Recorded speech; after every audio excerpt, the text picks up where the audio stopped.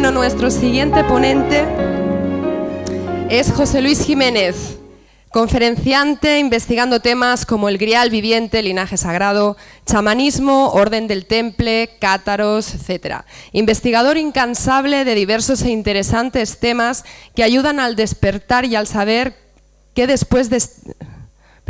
y al saber. Colaborador en prensa especializada, televisión, radio, en La Nave del Misterio, su propia web y otros canales. Escritor de varios libros, entre otros Ensoñación del chamán 2011 o El legado de María Magdalena 2010. Después de un viaje a Egipto, tuvo un gran despertar de conciencia y una sensibilidad muy arraigada, la cual le llevó a comprometerse a desvelar a la sociedad la historia oculta y no oficial, donde él se encarga de investigar y transmitir aquello que no debe permanecer oculto. Hoy viene a hablarnos de evidencias de presencia extraterrestre en la Tierra. Gracias, José Luis. Adelante.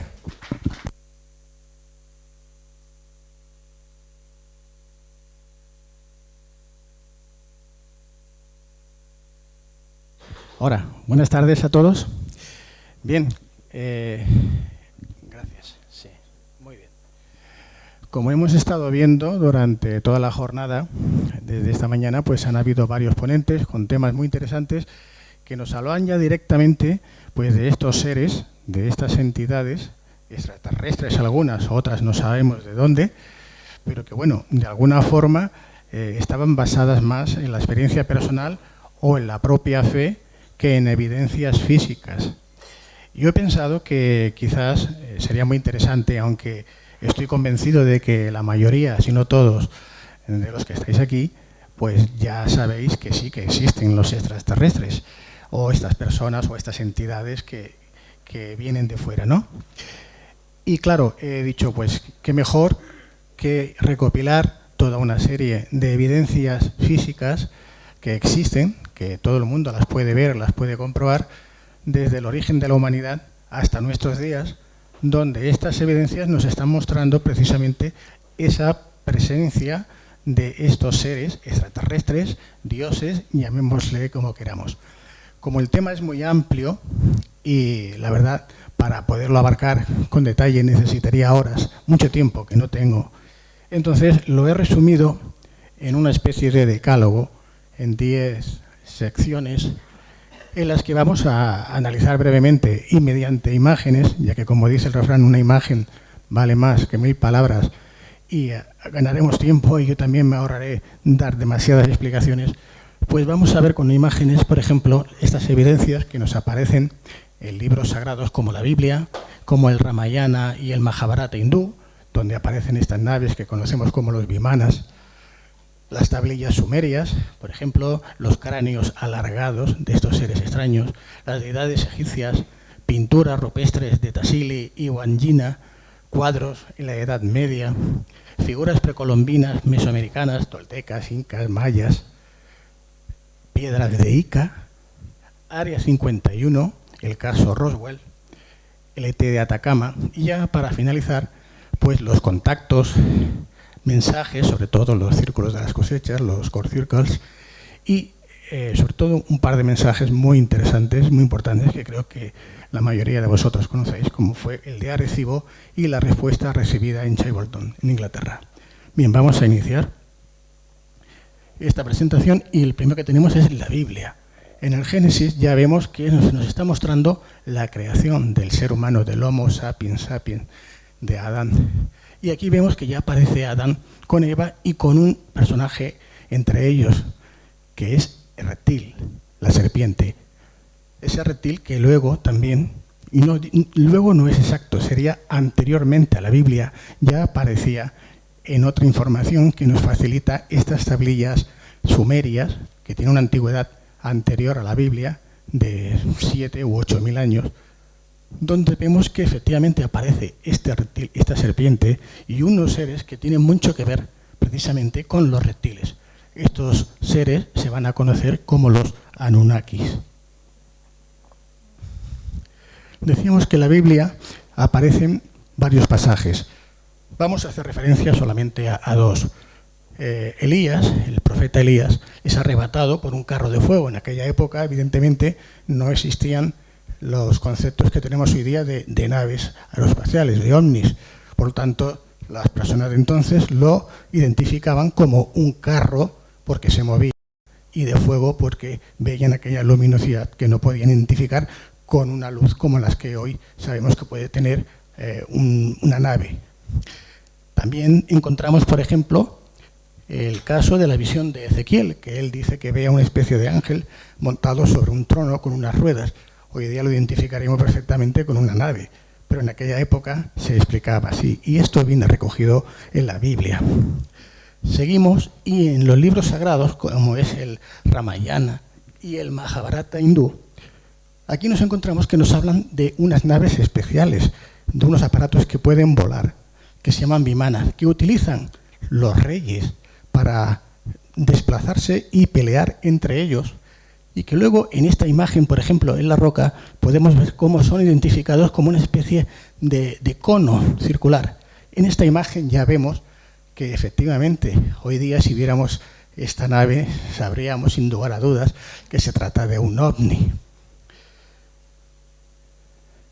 En las tablillas sumerias, como decimos, que se conocen como los Anunnakis, estos seres que llegaron del espacio, que se conocen como los dioses sumerios, Anu, el gran dios, que tendríamos a la izquierda, Enlil, Enki, que son dos hijos hermanos de Anu, llegados desde Nibiru, un planeta que esta mañana creo que les han explicado sobre la procedencia del mismo, que no me voy a extender, pero que tiene una antigüedad de unos 450.000 años, esta historia me refiero, cuando parece ser que estos seres llegan a la Tierra.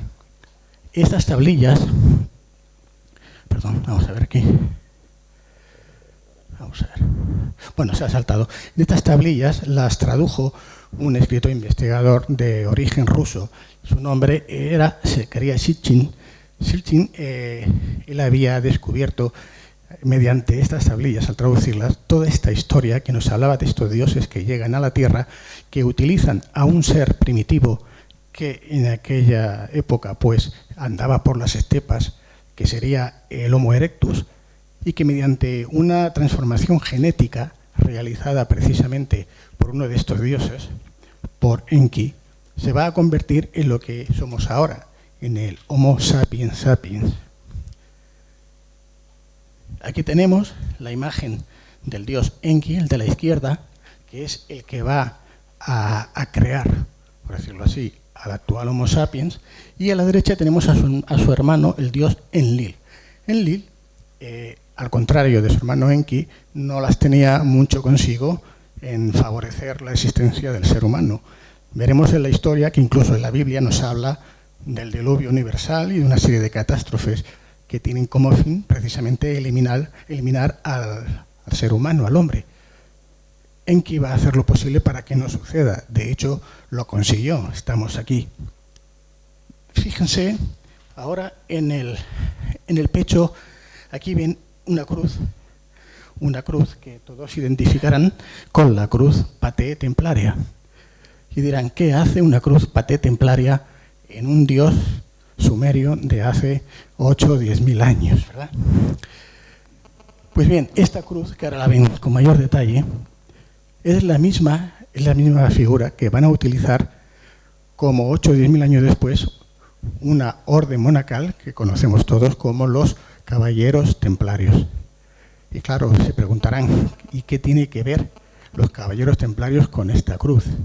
Es que los caballeros templarios no adoptaron esta cruz porque fuese una derivación de la cruz cristiana ni de la cruz latina.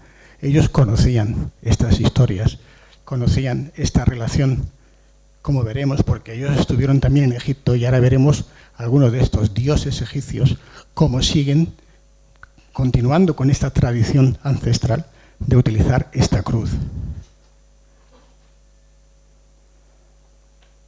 Aquí a la izquierda vemos al dios supremo de los Anunnaki, al dios Anu. Fíjense en el brazo derecho que tiene una piña. Sería la representación de la glándula pineal, de la que esta mañana habrán oído ustedes hablar, que era utilizada precisamente como el centro de la intuición, del contacto con la deidad. Efectivamente, fíjense desde qué época estamos ya conociendo este dato, desde hace pues aproximadamente 8.000 años como mínimo. En la mano izquierda vemos que tiene sujeta una especie de contenedor. No sabemos si es una lámpara, una pila, qué es, pero es un contenedor muy curioso que les ruego que guarden en la memoria porque lo vamos a ver más adelante. También muestra una especie de alas. Nos está indicando que esta deidad pues tiene la facultad de volar. A la derecha, pues tenemos otro personaje que parece muy fuerte. El nombre de él es Gilgamesh. Quizás por Gilgamesh algunos de ustedes no sepan a quién me refiero, pero si les digo que se trata de Noé, que ahora sí que saben ya quién es. Pues esta es la historia de Gilgamesh que luego vamos a conocer en la Biblia como la del diluvio universal a través de Noé. En el centro aparece otro personaje, también Anunnaki, que sería la diosa Ishtar, Ainana o Astarte, que es la diosa del amor y la guerra, de la vida y la fertilidad, y que va a tener mucho que ver precisamente en este génesis del ser humano. En estas tablillas sumerias también vamos a encontrar cómo definen la forma, el aspecto físico de estos dioses. Y nos dicen que algunos de ellos son gigantes. Como podemos observar la estatura de este dios sumerio con respecto a lo que serían los hombres. Es decir, que son gigantes. Vemos también aquí una especie de la estrella de la vida, que sería lo que él de alguna forma estaría otorgando vida. Y aquí en este otro, que ya se me ha pasado, bueno, pues vemos que estos dioses tienen el aspecto de, en este caso, como si fuese un águila, un ave, y además con alas, y fíjense también en el brazo, en la parte izquierda, que vuelve a tener ese contenedor que hemos visto anteriormente en el dios Anu. Es muy importante que se fijen en estos datos, porque estos detalles aparecen ya desde hace, como les he dicho, 8 o 9.000 años. El aspecto de las diosas, en este caso Anunnakis, fíjense en este de la derecha, esta sería la diosa madre Anunnaki, vemos que tiene un aspecto totalmente reptiliano, el cráneo además es alargado, lo veremos con mayor detalle, y fíjense en este detalle, tiene entre sus brazos pues a un hijo que parece ser que está amamantando. A la izquierda tenemos a la diosa madre Ninhursag. Esta sería hermana de los dos dioses anteriormente descritos, Enlil y Enki, y sería la que de alguna forma vendría a parir, a dar a luz al primer ser humano, al primer Adamo.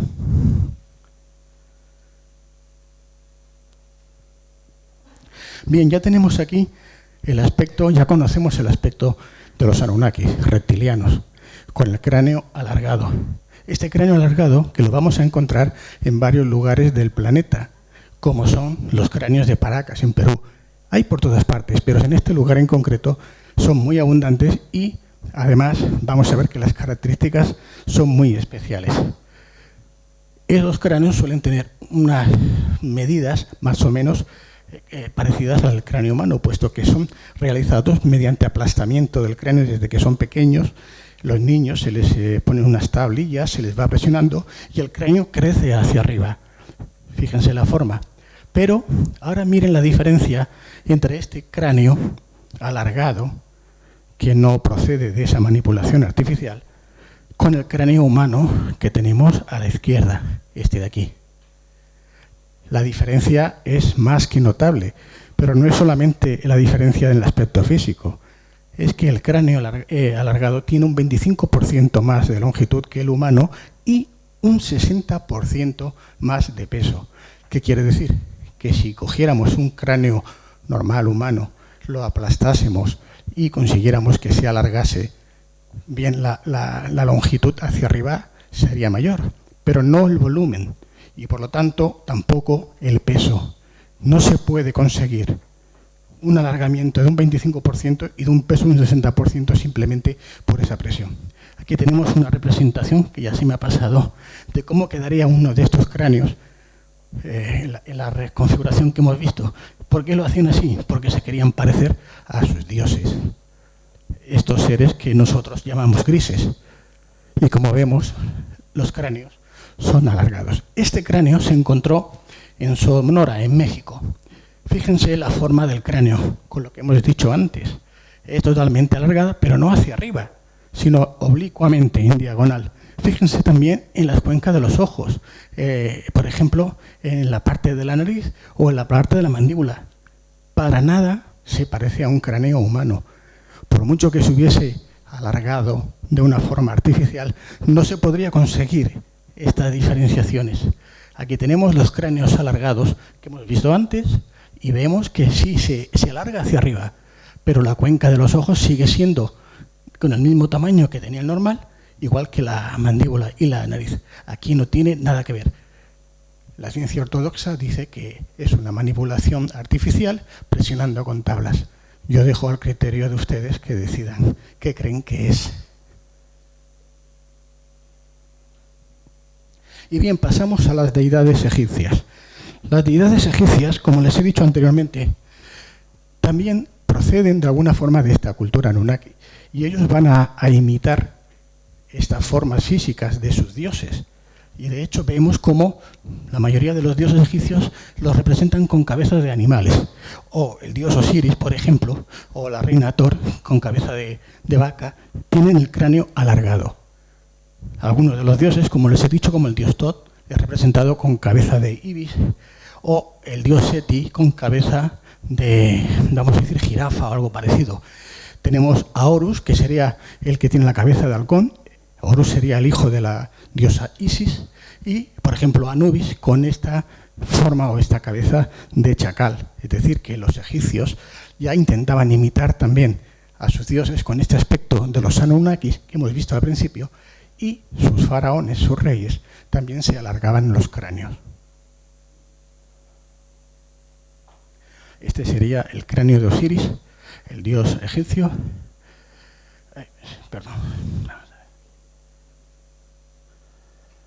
Este sería, como he dicho, el dios Osiris, y aquí a la derecha aparece, o aparecerá dentro de poco, la imagen del dios Amón, en el que vemos que también en la cabeza, aparte de tener una forma de animal, aparece una serpiente. Un animal, un reptil, que vemos que es común siempre que se represente en todas las imágenes que hemos visto de los Anunnakis. Fíjense en esta imagen. El de la izquierda se trata de... Vaya, hombre. Vamos a ver. Bueno. La izquierda es la diosa Isis con el hijo Horus, que lo tiene amamantando. A la derecha vemos a la Virgen María con el niño Jesús también amamantando. Fíjense con la imagen del centro, la de la diosa Anunnaki y el bebé. ¿Qué nos está diciendo? Pues que tanto la religión católica o cristiana como la religión egipcia estaban imitando esa imagen mucho más anterior, que era la de la diosa Anunnaki con el hijo. ¿Y qué representa eso? Ustedes dirán, bueno, pues que les está dando de mamar, les está amamantando, ¿no? No, eso es lo que aparentemente quiere decir. En realidad, lo que está diciendo es que les está transmitiendo el conocimiento, que la diosa madre está transmitiendo al hijo, a los hijos, a los hombres, ese conocimiento divino. Y antes les he hablado incluso de los templarios, cuando hemos visto aquella cruz, y les he dicho que los templarios conocían mucho de estas tradiciones y estos conocimientos herméticos. Tanto es así que no voy a decir el fundador, pero el mayor valedor, el promotor de la Orden del Temple, San Bernardo de Claraval, era un gran iniciado. Y este era representado en la mayoría de los templos que construyeron los templarios, precisamente con esta imagen.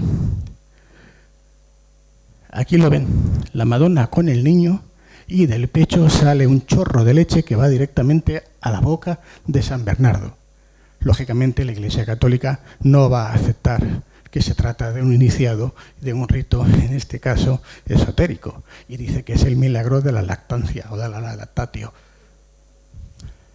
En realidad estamos viendo la transmisión del conocimiento, que se va a representar en varios cuadros y retablos, sobre todo de la Orden del Temple. Pero bien, no vamos a hablar del Temple en este caso, vamos a seguir con los extraterrestres.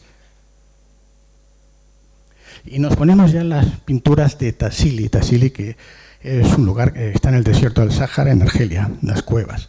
Estas cuevas tienen una antigüedad de unos 14.000 años y aquí se pueden observar unos seres muy extraños con una especie de escafandras con antenas que parecen volar. Por supuesto, no es ningún animal ni es el nativo de aquel lugar. Aquí lo tenemos con mayor detalle. Nos están representando hace 14.000 años a un ser especial que no es de allí, que es del espacio. Incluso en estas otras pinturas, también del mismo Tassili, vemos que el cráneo, la cabeza es alargada, de un gran tamaño, y que comparándolo con los seres de entonces, son gigantes, igual que hemos visto en aquella representación precisamente de los Anunnakis con los hombres. Aquí teníamos también otro gigante que ya se ha pasado, y esta otra imagen de Tassili donde vemos que estos seres son representados embutidos en una especie de traje de astronauta con escafandra. Evidentemente, hace 14.000 años a ningún indígena que iban prácticamente en taparrabos se le ocurriría vestirse así, porque ni tenía los materiales ni los medios. Bien, seguimos. Este es una representación de estos seres del espacio que están abduciendo a algunos de estos hombrecillos de allá. Tenemos la nave aquí a la izquierda y tenemos al hombre, al ser con la escafandra, con el traje, que está tirando de la mano de algunos de estos hombrecillos. Los está abduciendo. Esto está en Tassili. Y son pinturas rupestres con una antigüedad aproximada de unos 14.000 a 15.000 años de antigüedad. Seguimos. Y nos ponemos también en otras pinturas. Hay muchas más. Yo les he puesto un par como referencia. Estas son las pinturas de Wandjina, en Australia. Aquí vemos también que nos representan a una serie de seres con una cabeza muy grande. Nos recuerda evidentemente a los seres grises, ojos grandes.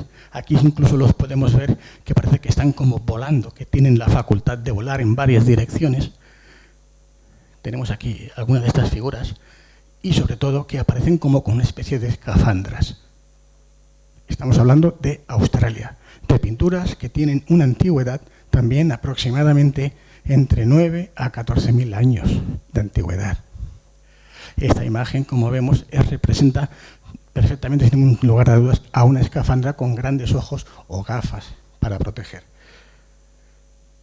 Pasamos a las siguientes pinturas y nos vamos a la Edad Media. En el monasterio de Visoki de Kani, en Kosovo, aquí aparece este retablo que se pintó aproximadamente en el siglo XIII, siglo XII. Y a cada lado del retablo de la crucifixión vemos dos naves, dos objetos voladores que a primera vista parecen naves. Si los vemos ahora con detalle en esta ampliación, efectivamente podemos comprobar cómo dentro de la primera nave aparece un ser, en la segunda nave aparece otro ser que parece que está manejando unos mandos, y además aquí tenemos una simbología muy especial que la vimos al principio con los Anunnakis, la estrella de la vida. Aquí lo tienen. Esto es otra pintura de la Edad Media, pero no es la única. Existen bastantes pinturas en la Edad Media que extrañamente nos dejan constancia de unos aparatos o seres que aparecen en el espacio, como es este cuadro de la Madonna. Este lo encontré, aunque ya es conocido, en el Museo del Palazzo Vecchio en Florencia este verano. Fíjense en la parte superior derecha. Aquí tiene la ampliación. No es ninguna mota de polvo, ninguna araña. ¿Y por qué no es? Porque es que además el autor ha tenido la precaución de pintar aquí a un personaje que lo está observando y que con la mano está mirando hacia el objeto. Estamos hablando de una pintura también de la Edad Media. Y seguimos. Bueno, nos vamos ya a las figuras precolombinas de Mesoamérica. Aquí tenemos una cantidad tremenda de evidencias, de objetos, de formas, figuras. Todas estas figuras realizadas en oro, y que algunas de ellas ya no existen porque cuando llegaron los conquistadores pues se llevaron el oro y lo fundieron. Estas que han conseguido sobrevivir, vemos que tienen unas formas que para nada tiene que ver con el aspecto humano. Más bien nos recordarían, en este caso, aquellos seres que hemos visto con aspecto de robot o de extraños, o aquel gigante de Tassili con aquellas especie de orejas o cuernos, que no a un ser humano. Además, parece que lleva en la boca como si fuese una especie de micrófono o algo para respirar. Por supuesto, aquí huelga decir que nos está representando a naves voladoras. Naves voladoras que vamos a ver que se repiten continuamente. Vamos a ver. Aquí tenemos en Tiwanaku una construcción que se conoce como la Puerta del Sol, en el que vuelve a aparecer esta figura que hemos visto anteriormente también, esta cabeza cuadrada grande, que aunque dicen que es el Sol, en realidad está representando a un ser del exterior. Aquí vemos a otro personaje que está dentro de una nave, vemos que está con una escafandra, un traje de astronauta, y fíjense en la mano. Recuerdan lo que les dije antes, ¿no? Ese objeto que nos aparece ya desde hacía 15.000 años con los Anunnakis, con los dioses Anunnakis venidos del espacio. Pues este astronauta de la cultura tolteca, que esto está realizado pues hace unos 1000 y algo de años, y fíjense ustedes, esta gente se supone que no conocían a los Anunnakis y los representan igual. Tenemos dentro de la cultura tolteca estas imágenes, como es, personajes con escafandras de todo tipo, que no queda ningún lugar a duda que se están representando astronautas. Y tanto es así que en algunas tribus indígenas como esta de África siguen recordando lo que sus ancestros les habían transmitido y se disfrazan de alguna forma, de una manera un tanto burda, pero intentando imitar a esos dioses que vinieron del cielo con sus trajes de astronauta.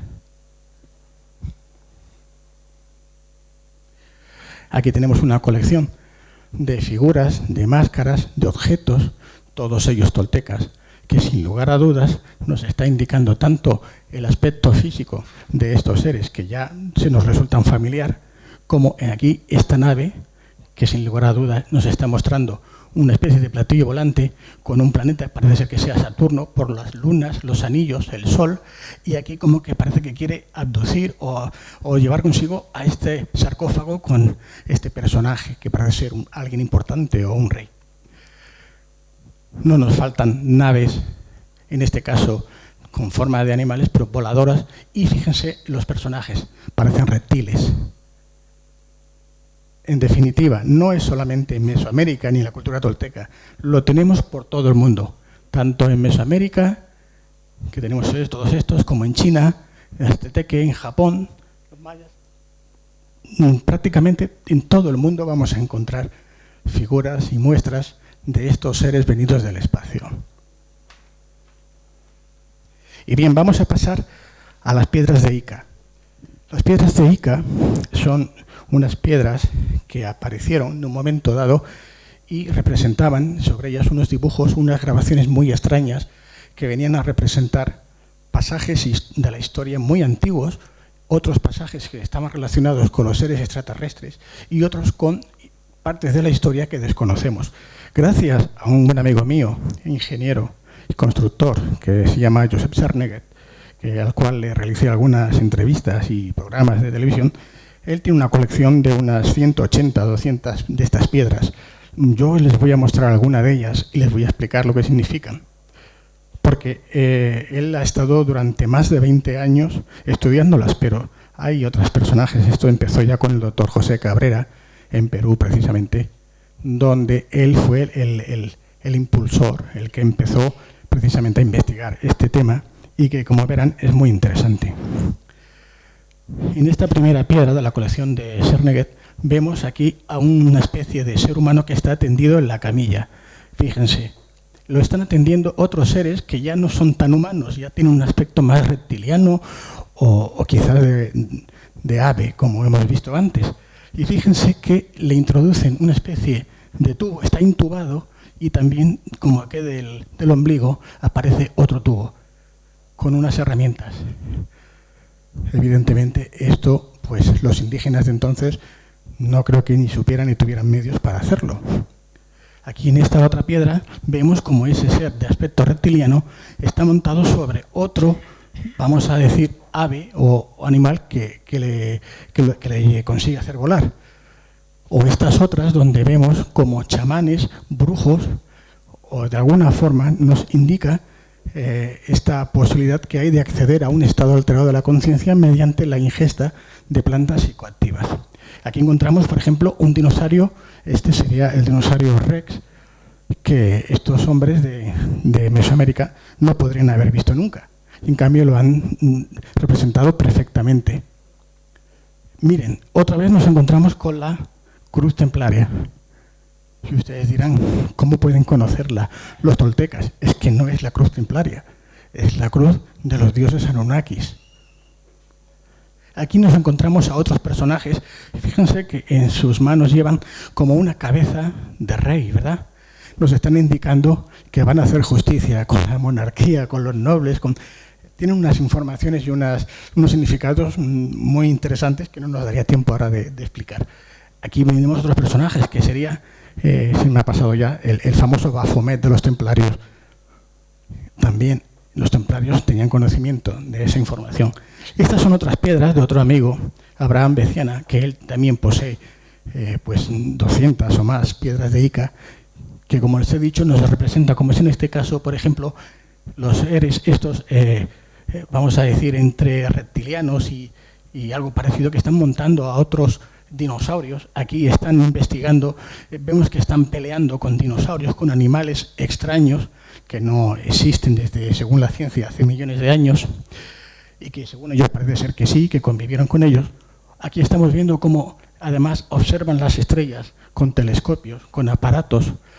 Los encontramos en varias. Están indicando que tienen un conocimiento del universo, del cosmos. En estas otras nos indican que conocen, por ejemplo, o dibujan lo que serían los mapas de la Tierra, la forma que tendrían los continentes entonces, que vemos que es diferente, aunque algunos se parece.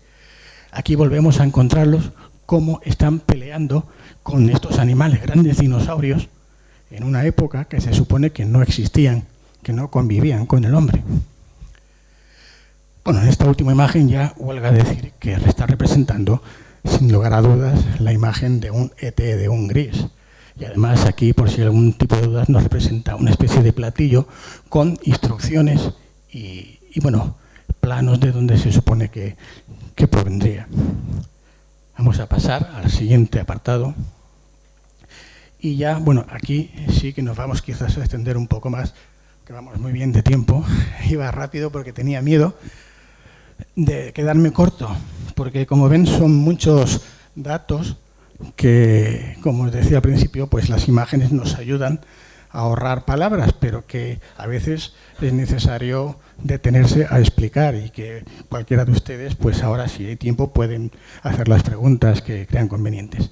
En el área 51, esto es un lugar, voy a volver para atrás, el área 51 es un lugar que está situado aproximadamente en Nuevo México. Bueno, este está en la parte ya de Nevada, Nebraska, de Estados Unidos, y es un lugar que vamos a decir, el gobierno norteamericano durante mucho tiempo ha estado negando su existencia, lo ha estado ocultando, decía que no existía. Claro, esto no se ha podido ocultar por mucho tiempo, y menos ahora que disponemos del Google Earth y de otros medios para localizar. Y efectivamente vemos que aquí se encuentran una serie de pistas de aterrizajes, aquí vemos pistas de aterrizajes, de hangares, todas estas construcciones. Es un área muy, muy extensa. ¿Y qué es lo que hacen aquí? Bueno, pues aquí en este lugar los Estados Unidos tienen, vamos a decir, custodiados, almacenados una serie de objetos volantes, lo que conocemos como ovnis, que en su momento se estrellaron y fueron rescatados, algunos, si no enteros, bastante enteros, otros, algunas partes de ellos, e incluso se rescataron con tripulantes en su interior, como ahora veremos.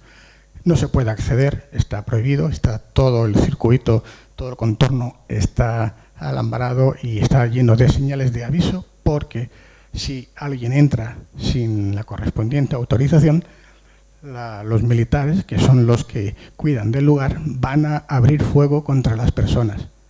tienen autorización para hacer uso de las armas. Por lo tanto, no es ningún lugar, no es broma.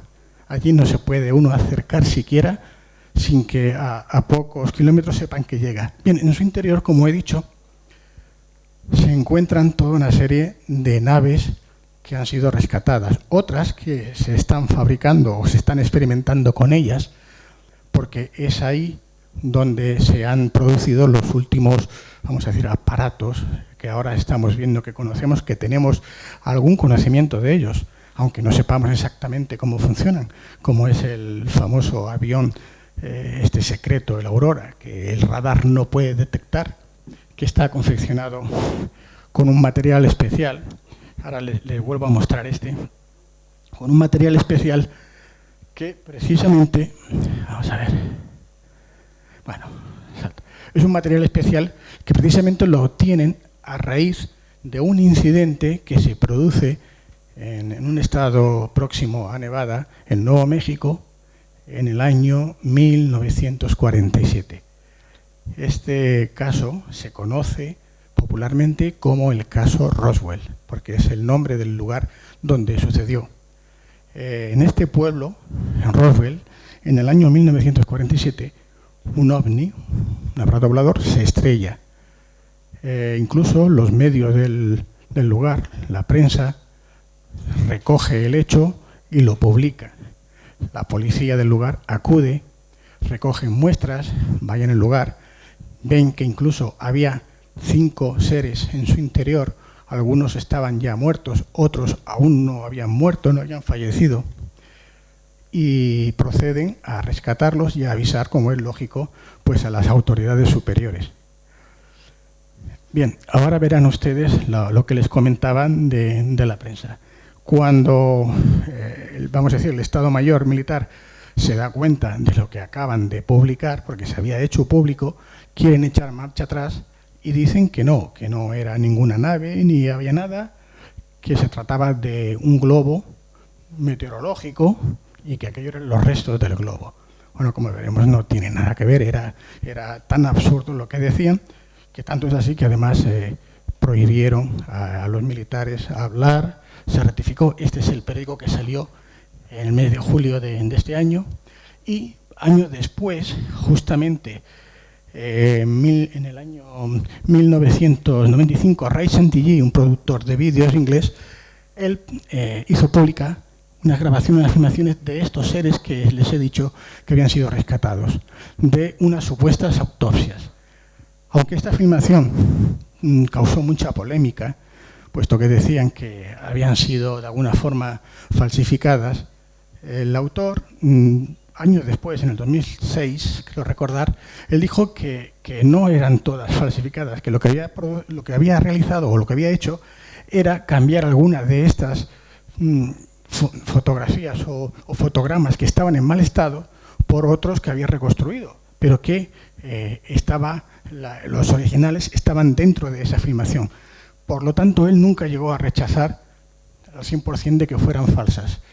Y de hecho, aquí tenemos otra imagen de otro de estos seres, que parece ser que se capturó también y que falleció, y que según los expertos no se trata de ninguna falsificación, sino que es uno de estos seres, como hemos visto, con la cabeza grande, el cráneo, ojos tal, el típico gris que todos pues tenemos en la mente.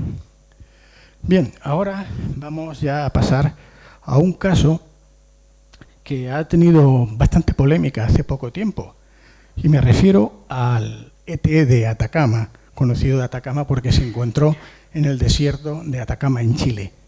Como vemos, es un pequeño ser de unos 15 a 20 centímetros de estatura, es muy pequeñito. El aspecto que tiene, que ofrece, realmente parece pues eso, un ET, un extraterrestre. Y la polémica que causó es porque unos decían que si era un feto, que si era un hombre pequeñito que no se acababa de desarrollar. Bueno, la polémica se resolvió cuando se trajo precisamente a Barcelona a analizar, y los expertos determinaron, después de los análisis que les hicieron, que si bien parte del ADN, el mitocondrial, el de la madre, era terrestre y que se correspondería con el de una mujer que aproximadamente habría vivido en la zona de Chile, el ADN del padre no era humano. Es decir, que estábamos hablando de un híbrido. Luego, para acabar de complicar más la cuestión, pues los expertos nos dicen que este ser llegó a vivir un mínimo de 7 a 8 años de edad. Por lo tanto, ya era imposible que se tratara de un feto. Y bien, el misterio sigue ahí. Lo que ya no queda duda es que este ser no era 100% humano. Y ahora ya vamos a pasar al último tema, al tema de los contactos, los mensajes a través de los círculos de las cosechas. Aquí vemos algunos de estos círculos. Hay centenares, quizás miles, con diversas formas y significados. Aquí yo les he puesto simplemente algunos ejemplos. Aquí podemos ver el yin-yang, el equilibrio, la rosa. Este, por ejemplo, no es ningún dibujo, ningún grabado geométrico, pero fíjense que nos está dando un mensaje, que es este. Cuando lo analizamos y observamos, vemos que nos está mostrando al Sol rodeado de Venus, de Mercurio, de Marte y de la Tierra. ¿Y qué nos está diciendo? Nos está hablando de una fecha, del 21 de diciembre del 2012. Es decir, que los extraterrestres nos están informando o enviando un mensaje mediante estos círculos de las cosechas, estos core circles. Hay cientos, hay miles. Cada uno tiene un mensaje. Cada uno dice una cosa distinta. Bien, aquí vamos a ver, perdón que esto se me ha pasado. Vamos a ver si puedo correr esto un poco. No, no se puede. Bueno, pues vamos a dejar que siga corriendo. Bien, en estos core circles, o círculos de las cosechas, la gente, los escépticos, ¿no? Solían decir que es que iban dos viejecitos por la noche, dos jubilados que no tenían nada más que hacer, que se aburrían con una especie de segadora, y los hombres pues se entretenían a ir andando uno tras de otro marcando el lugar, ¿no? Les aseguro que eso es imposible porque, como luego veremos, en algunos de ellos se realizan por la noche prácticamente en segundos o en minutos. La hierba no se corta, sino que queda doblada, no se llega ni siquiera ni a matar. Está doblada como si se le hubiese inyectado algo, alguna especie de rayo láser. No tiene, o incluso el campo electromagnético hubiese influido sobre ellas. Por lo tanto, ni siquiera la técnica que han utilizado para realizarse sabrían decir cuál es. Aquí sí que en este otro nos está diciendo quién es el que lo hace. Fíjense cómo responden, con una imagen de ellos y la información tipo, en este caso, sería de código binario.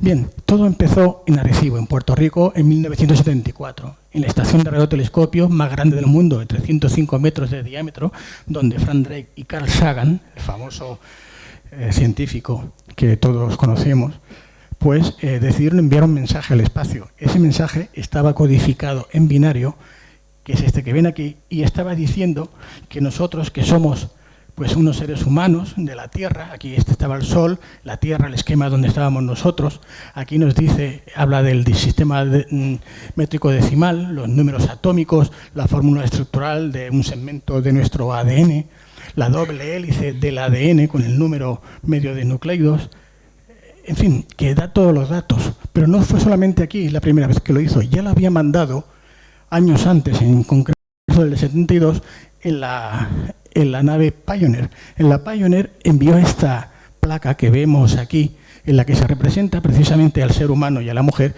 cómo proviene de la Tierra, y todos esos datos que ahora habían mandado con un sistema binario, aquí se habían representado en esta placa. Bien, y ustedes dirán, ¿y qué pasó con todo esto?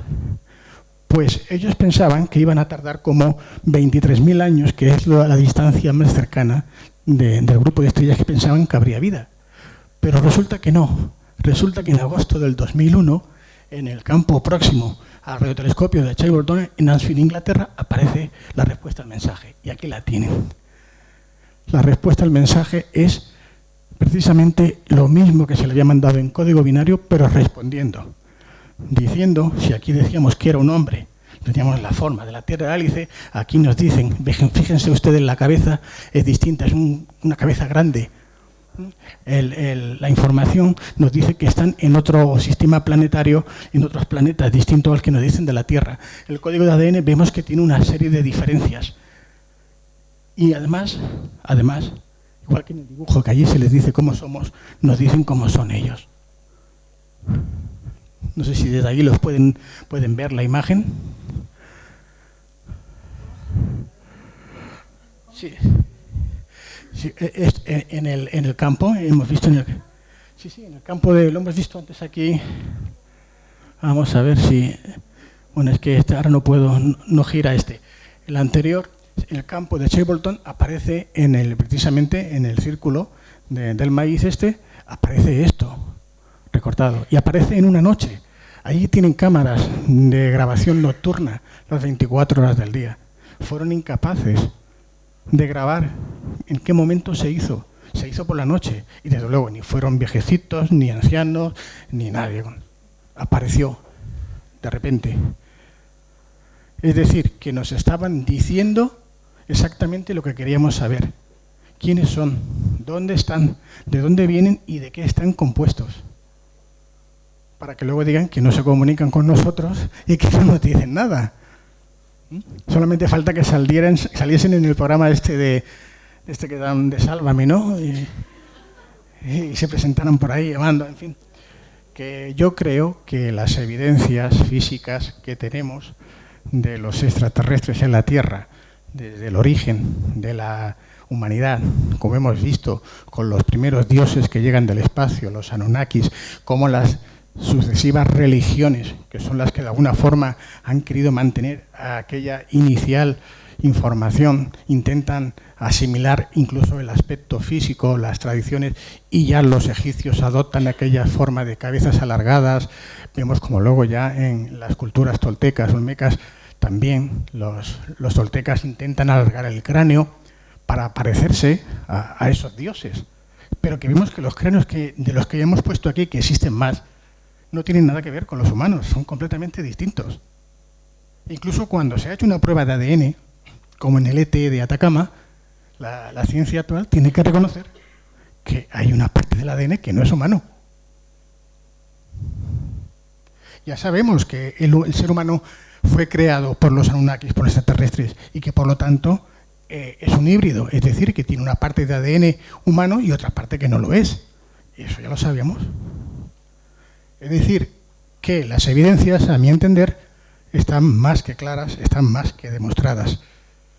Y bueno, yo hasta aquí, si ustedes me quieren hacer alguna pregunta, creo que tenemos tiempo, tenemos 10 minutos sobrados para responder, pues encantado de poderles responder.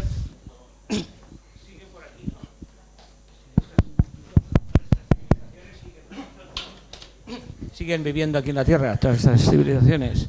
Pues sí, claro, evidentemente. Siguen viviendo aquí en la Tierra porque, de alguna forma, en ese último mensaje de Chapleton están diciendo los planetas donde están, y uno de ellos es la Tierra.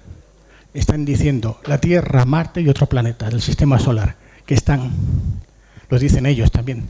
Luego existen teorías, pruebas, evidencias, información de que incluso hay varias razas. Se llega a calcular que se conoce actualmente como unas 40 o 50 especies diferentes de seres extraterrestres que están con nosotros.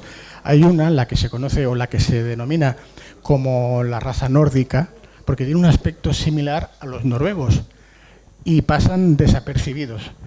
Algunos investigadores que han profundizado en el tema dicen que, bueno, que si los viéramos por cualquier calle como Barcelona, Madrid o Londres, nadie se daría cuenta de que no son humanos. Igual alguno está por aquí. Pero bueno, si quiere que levante la mano, nos digamos quién es. ¿Alguna pregunta más? ¿Alguna pregunta más? ¿Por aquí?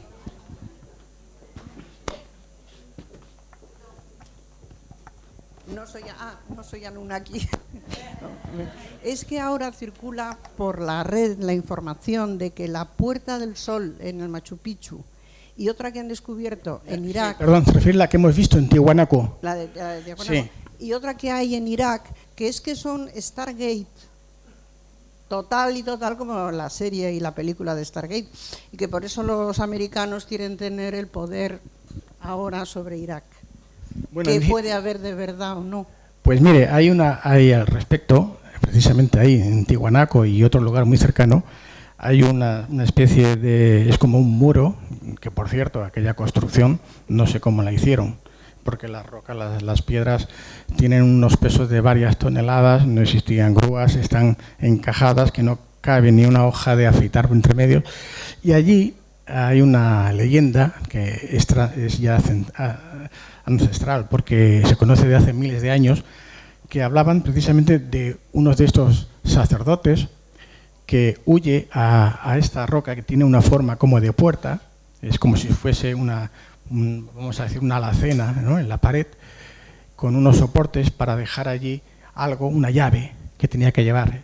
Este sacerdote escapó con esa llave, se fue hasta allá, puso la llave y desapareció. Es decir, pasó a esa otra dimensión. Era una puerta estelar. Eso lo cuentan estas historias, estas leyendas de los nahuas, de los nativos, le digo, de hace miles de años. No de ahora que hayan visto la película de Star Trek. Ya lo sabían hace miles de años. Ya explicaban incluso todo cómo ocurrió. Lo podemos encontrar incluso en la red, que se explica estas historias. Por lo tanto, bueno, yo siempre digo que las leyendas están basadas por lo menos en algún hecho real. Siempre existe vamos a decir, subyace en ellas una realidad. Por lo tanto, yo no le voy a decir a usted que no lo sean. ¿Alguna pregunta más? ¿Repetimos? Y lo de Irak, lo de Saddam Hussein, toda la motivación de la invasión de Irak, ¿hay base ahí? ¿Como investigador sabe algo? Vamos a ver, lo de Irak tiene tela, porque tiene muchas cosas. Por un lado, tiene razón en que en el Museo de Irak, fíjese que ahora prácticamente no queda nada de lo que había, porque los soldados norteamericanos y otros que no eran soldados se llevaron todas las pruebas, todas las evidencias que demostraban precisamente la existencia de unas culturas muy superiores, muy antiguas en el tiempo. Bueno, allí teníamos la famosa pila de Bagdad, entre otras cosas, y estatuillas y figuras que estaban diciendo que la historia que nos han contado no es la verdadera. Porque claro, no olvidemos que Irak precisamente era la tierra de los sumerios, era donde llegaron los Anunnakis, era la cuna de la humanidad actual.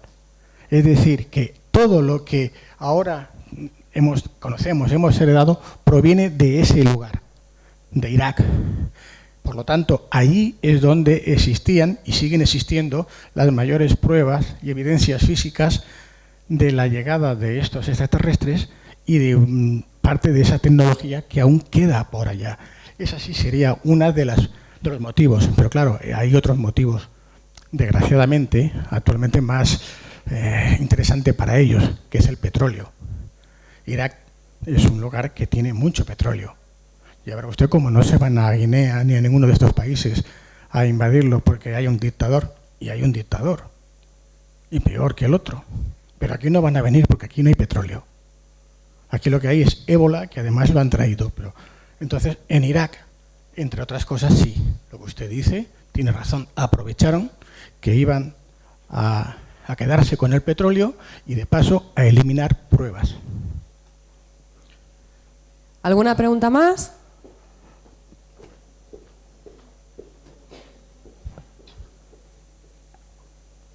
Hola, no, que comentabas que en Estados Unidos tienen guardadas naves que se han estrellado. ¿Se han estrellado solo en Estados Unidos, en Kentucky, en Kansas, por ejemplo, que siempre salen en las películas?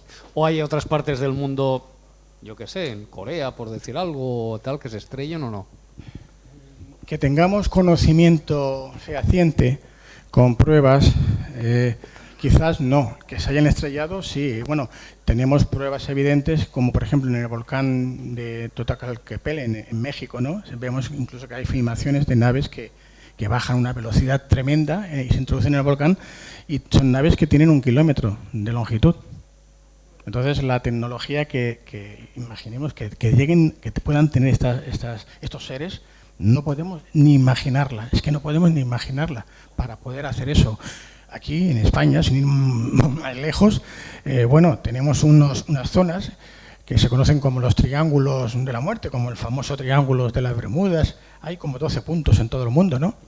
En el que se sabe que ahí, pues, cuando se estrellan barcos, aviones, tal, algunos desaparecen y nunca más vuelven a aparecer.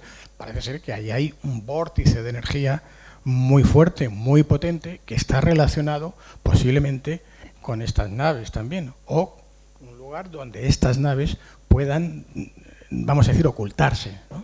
Puesto que estas naves pueden no solamente viajar por el aire, por el cielo, también pueden introducirse, como hemos visto, los volcanes, o estar debajo del mar. Entonces, cuando se estrella una de estas naves, no sabemos exactamente cuál es el motivo. Yo incluso, que sea fallo técnico de ellos, quizás sería un 0,00 de las veces. No hay que olvidar que a raíz, precisamente, del estrellamiento que hemos hablado antes de Roswell, Estados Unidos consigue una tecnología que hasta entonces se desconocía. Estábamos, por ejemplo, los aparatos de radio, la televisión, iban con aquellas lámparas, aquellas válvulas que le llamaban, que tenías que esperar que se encendieran media hora para que funcionase. A partir del año 1947, de repente se descubre el transistor, se inventa el transistor. Y ya vemos que todo va más rápido. Se pasa automáticamente de las memorias de ferralla, de magnetita, se pasa ya a los soportes magnéticos de las cintas, luego a los CDs. Ahora ya vamos con los pendrives, con los microchips. Sería impensable hace 10 años pensar que nosotros podíamos utilizar un teléfono móvil, una tablet y además sin teclas, pulsando con el dedo, táctil. Estas naves ya eran así. La primera nave que llevaron a estos hangares del Área 51 se extrañaron cuando vieron que no tenían teclas, que no tenían mandos, que el material que les costó descubrir de qué estaba hecho era un material, una aleación similar al níquel y al titanio, que se le llamó tiquinol, o sea, niquitol, perdón. Pues este material tenía una propiedad que era muy flexible, pero a la vez era irrompible, era muy duro, no lo podían romper ni cortar ni con fuego. Es más, recibía un golpe y automáticamente con una pequeña, se sumergía en agua templada, a medio caliente, ipso facto volvía a la posición original, sin ningún tipo de holladura de rasgusmo. Tanto es así que en aquella época, y esto ayer fue una exclusiva que dio un compañero mío en la radio, que él estuvo investigando el tema y entrevistó, ustedes reconocerán, se acordarán de Uri Geller, aquel hombre que doblaba las cucharas, ¿verdad? Bueno, pues este hombre fue llamado por la NASA y por los militares, sobre todo de allí, de la D-51, precisamente para que él intentara de ver cómo podía hacer funcionar aquella nave, porque no tenía mandos y pensaban que se tenía que hacer funcionar mediante la mente. Y como este hombre tenía la capacidad de doblar cucharas y tal con la mente, lo llamaron para ver si era capaz de hacer funcionar estas naves. Esto ayer, ya les he dicho, se publicó, se hizo público. Lo conocíamos algunos, no muchos, pero no se podía hacer público, en parte porque Uri Geller tampoco se había prestado a ser entrevistado y declararlo hasta ahora. Ese material ahora se está utilizando. Ese material que además, de alguna forma, estas naves lo utilizaban para atravesar cualquier elemento, cualquier material sin sufrir ningún daño, también no era detectado por el radar. Por eso los radares, los nuestros, no detectaban nunca los ovnis. Por eso los aviones que ahora fabrica Estados Unidos, como el famoso Aurora, este grande negro que vemos en las películas, no es detectado por el radar, porque están utilizando esa tecnología. Y lógicamente Estados Unidos no va a dejar que cualquier otro país tenga el nivel tecnológico que tienen ellos. Por eso no lo hacen público y por eso no quieren admitir que los seres extraterrestres están aquí y que algunos de ellos incluso están colaborando con los militares de Estados Unidos. Hay un personaje, se llama Bob Lazar. Este hombre estuvo trabajando en el Área 51 durante varios años. Este hombre sacó a la luz una información tremenda, con pruebas, evidencias. Bueno, y al final tuvo que callarse y ya no quiere hablar porque en parte porque su vida corre peligro. Han muerto muchos investigadores, incluso militares y gente que estaba dentro de la NASA, pues por hablar más de la cuenta, y es un tema que aún hoy día sigue siendo secreto. No se puede demostrar al 100% porque es que te la juegas. Entonces, bueno, pues a veces hay que jugar un poco con la especulación, pero tenemos estas evidencias físicas que son las que les he estado mostrando, porque aquí ya sí estamos hablando de algo físico, de una evidencia. No los estoy diciendo, me han contado, me han dicho. No, ustedes los están viendo. Ya cada uno pues que saque sus propias conclusiones. ¿Alguna pregunta más? O ya, bueno, creo que ya se acabó. José Luis, tenemos que dejarlo aquí. Muchísimas gracias.